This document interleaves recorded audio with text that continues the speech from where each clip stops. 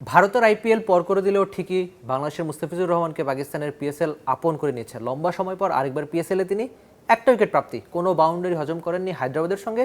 এক উইকেটেও এক গাদা রেকর্ড যেন মুস্তাফিজুর রহমানের নামের সঙ্গে। সেই রেকর্ডগুলো নিয়েই শুরুতে আলোচনা করা যাক। টি-20-র মুস্তাফিজ এখন 10ম সর্বোচ্চ উইকেট শিকারী আর পেসারদের মধ্যে চতুর্থ নম্বরে। প্রায় 3000 ডট বল করেছেন টি-20 ক্রিকেটে। ডেথ ওভারে প্রায় 200 উইকেট প্রাপ্তি তার নামের সঙ্গে। শেষের দিকের বোলিংয়ে 948টা ডট বল, যেটা পুরো টি-20 ক্রিকেট ইতিহাসের দ্বিতীয় সর্বোচ্চ। এমনকি আন্তর্জাতিক টি-20তে 158 উইকেট তার নামের সঙ্গে, দ্বিতীয় সর্বোচ্চ এখানেও বাংলাদেশের ফিজ। টি-20 ক্রিকেট ইতিহাসের সেরা 10 বোলারের একজন বাংলাদেশের ফিজ, যদিও যৌথভাবে তিনি মোহাম্মদ আমির আর ওহাব রিয়াজের সঙ্গে 413টা উইকেট নিয়ে একই সঙ্গে রয়েছেন। কিন্তু সময় যত এগোবে নিশ্চয়ই বাংলাদেশের ফিজ তাদেরকে ছাড়িয়ে ছাপিয়ে যাবেন। 5+ স্টার রেটিং প্রাপ্ত দেশের সর্বোচ্চ বিদ্যুৎ সাশ্রয়ী ওয়ালটন এসি স্মার্ট কমফোর্ট এখন নেক্সট লেভেলে। পেসারদের মধ্যে সবচেয়ে বেশি উইকেট ডোয়েন ব্রাভোর নামের সঙ্গে 631, আন্দ্রে রাসেলের 508, ক্রিস জর্ডান 446, মুস্তাফিজ 413, মোহাম্মদ আমির ওহাব রিয়াজেরও নামের সঙ্গে 413টা করে উইকেট।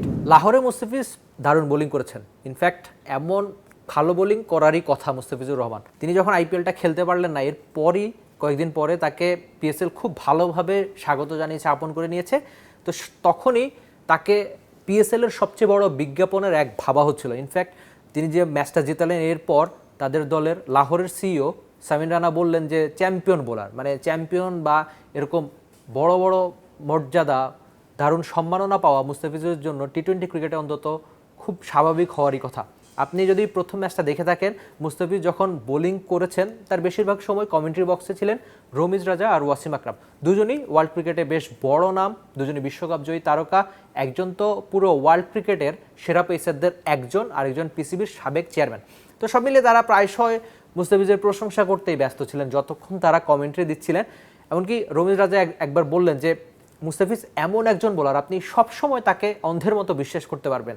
এত বড় ট্যাগ নিশ্চয়ই পাওয়া চারটিখানি কথা না।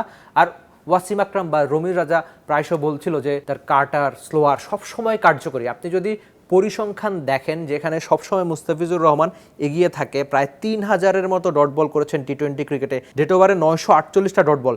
এই পরিসংখ্যানগুলো জানায় যে শেষের দিকে মুস্তাফিজুর রহমান কতখানি কার্যকরী হয়ে থাকে। লাহোরের হয়ে হয়তো প্রথম ম্যাচে খুব বেশি কিছু করেন নাই, তিনি 4 ওভার বল করেছিলেন, একটা বাউন্ডারি হজম করেন নাই। কিন্তু ওই যে মুস্তাফিজ যে চ্যাম্পিয়ন বোলার, তিনি পারেন, এই কাজটা তিনি আরেকবার প্রমাণ করেছেন লাহোরে। এমনিতে টি-20 ক্রিকেটের নামের সঙ্গে 323টা ম্যাচ, উইকেট 413, সবশেষ বিপিএলে 400 উইকেট পার করেছেন তিনি। ইকোনমি 7.41, 4 উইকেট পেয়েছেন 6 বার, 5 উইকেট পেয়েছেন 4 বার। সেরা 6 রানে 10 উইকেট টি-20-র মুস্তাফিজুর রহমানের। পুরো বিশ্ব ক্রিকেটের রাজনীতি অনেকটাই চেঞ্জ করে মুস্তাফিজুর রহমান তার মতোই রয়েছেন।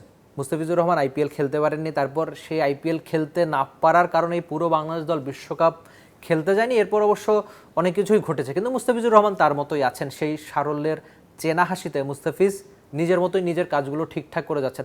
তো মুস্তাফিজ নিয়ে তাকে যখন জিজ্ঞেস করা হয়, তিনি তাদেরতে খুব বেশি মিডিয়ার সামনে আসেন না।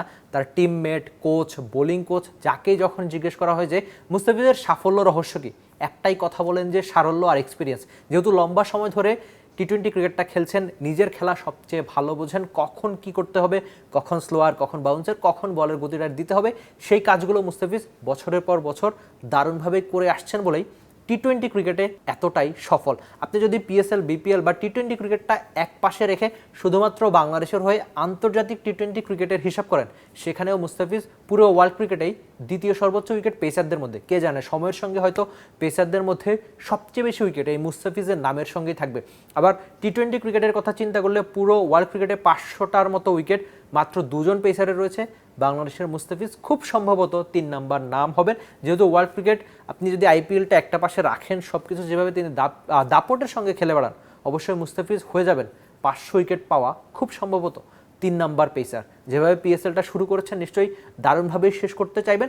সময় যত এগোবে নিশ্চয়ই এই পিএসএলের অন্যতম সেরা বোলার হয়ে উঠবেন এই বাংলাদেশের ফিজ।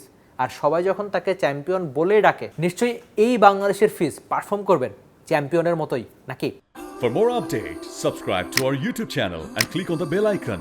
Follow us on Facebook and Instagram. Download T-Sports app to enjoy exciting games and highlights. Visit tsports.com.